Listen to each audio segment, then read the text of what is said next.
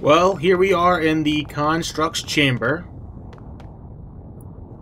And, where we fight the boss of the Guilty Fire. And this guy is just friggin' weird. And, yeah. So, without further ado, before I go on, actually, before I get Blue Lotus to do anything, want to remind you that off-screen I upgraded my attacks with the Claria Ore. So, if you didn't put Claria Ore on your character, this would take a lot longer. So, Blue Lotus, take it away. The only way to truly damage this boss is to attack it in its head. But its head will not be within attack range until you destroy both its hands. The boss will pull back its fist, and you will hear a crackle of lightning. Move to the side of the boss that is opposite the fist about to attack. The fist will then stay in place a few seconds after attacking. This is your best chance to attack that hand. Attack it until it unscrews, or until it pulls its hand back. Directly after it pulls its hand back, I will do a sweep attack around the entire arena. This attack is not too difficult to jump over but may take some getting used to. Another attack the boss will use at this point in the fight is that it will slam its fist on the ring that you are standing on, and one by one the tiles will submerge under the lava for a brief period of time, and some may not immediately reappear. It is easy to dodge the fist, but much harder to not take damage from the lava since you have no clear indication of which tiles will reappear, so I suggest you get the upgrade that lessens the damage from environmental hazards. Once again, the fist will stay within attacking range for a few seconds after this attack as well, allowing you to continue to unscrew it. Once both fists are unscrewed, the boss will slam his head onto the ground, causing a small explosion around it. Just keep moving in on direction until the head is on the ground, then attack it as much as possible. Another thing the boss will do if its hands are gone is spawn a purple phoenix. This is easily killable. Once the boss reaches half health, it will gain 2 more attacks. The first attack it gains is it will drag its hand across the ring, destroying tiles. Just keep moving the same direction as the hand, and it cannot keep up with you. You can attack it, but doing so could put you in danger of getting hit, so I suggest against the idea. The other extra attack has the boss calling down lasers onto the arena. The lasers will have a mark on the tile it is about to hit. My advice is to pick a tile to stand on and wait for a mark to appear, then move to a tile adjacent to your chosen tile. It is very unlikely that both your tile and the adjacent tiles will all have marks on them. Simply continue to kill the hands when you can and attack the head as much as possible. You okay there, BL? It seems you're having some, I don't want to say grammar, but your talking seems a little off. I mean, I know you're technically my computer's voice, but yeah, seems to be having a little bit of problems. The only problem I have is that I have a user that does not proofread his script. Fair point. Yeah, any mistake that BL makes grammatically or anything like that, most likely my fault. I'm the one giving her the script. She's just reading exactly what I say. So yeah. On to the next level. BL took most of that. Like I said, I beat this guy in one try. The first time I ever played this game, it was a lot harder. But Demon Toll is here. Prepare yourself. Yeah. Once again, Hugo is not exactly happy with his brother. And it seems Demon Toll can sense energies. And so he sensed that we took Commander Toll's energy through his weapon. without the energy being given willingly. And, yeah.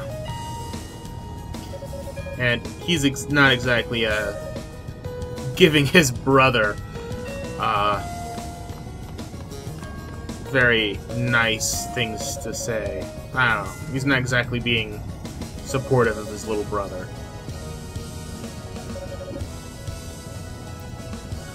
So yeah, he states that now he has even less of a chance than before because he's wielding power that he doesn't properly know how to use.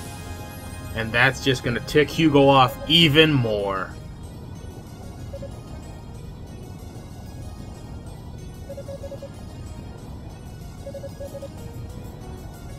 Yeah, that's right. You are Hugo Fact. Not much else to say. But, on to the Silent Sands. I quite enjoy this place's music. And here, I didn't realize that the recording was so short, so I figured that I'd go and do some important things. But this place, these little enemies that are surrounding me right now, they're quite annoying, simply because of the fact that if we don't have a special item equipped, they don't technically die. And, I need to kill all these worms. As you can see, they're glowing. But, with all these, what's-her-butts around. Also, for some reason I thought that I could float, like just walk on the sand. I knew the sand was quicksand, but I thought for some reason with the shield I could just float on it. Doesn't work that way. And I'm just spawning more of these guys, and that's not good.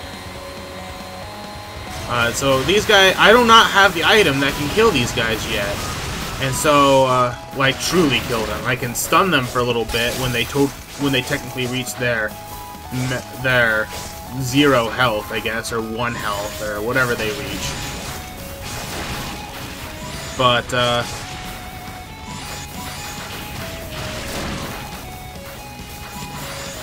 I just kind of messed up in this area, and I'm going to end up dying before it. That's right. And right there.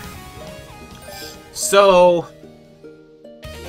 I know I have to go that way, but there are other ways I can go, and there are important items that I have to get that are not just that way. That way is not the way that I just went wasn't important, but this way has an important item that I need for the next area. And some other items I don't exactly need, but they're always useful. Once again, these worms have the slippery things they put on the ground, and it's a lot more dangerous because there's these rotating spike pillar things. And these guys are super freaking strong for no reason. And so they take a bajillion hits to kill, which I spend way too much time trying to kill them. And eventually, I know I have to come back here and do things, so eventually I'm just like, after like these two guys fall, which these two guys I don't even need to kill. But, I'm just trying to get my bearings in this place, because I haven't played this section of the game in a while. Guilty Fire is mostly the place that I remember the most, sadly. And this place is a lot harder to remember simply because it's non-linear. The reason I know Guilty Fire the most is because it's like the longest section of the game, and you spend your most time there, pretty much.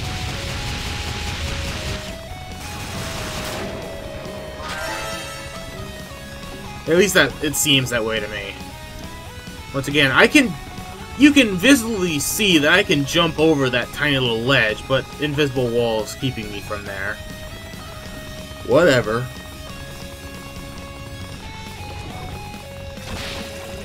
Oh. Now I'm just kind of like, running past enemies, but kind of not. It all depends on the enemy. Those little slimes I freaking hate. Careful not to fall down, because we don't want to fall down just yet. And this sand, I guess it's sand, is pretty darn slippery.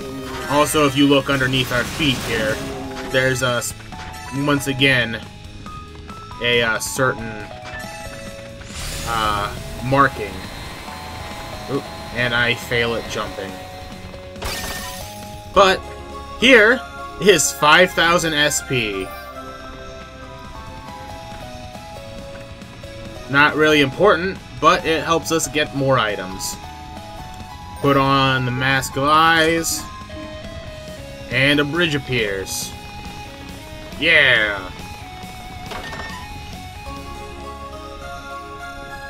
And we have acquired the Evil Ring, which is quite important.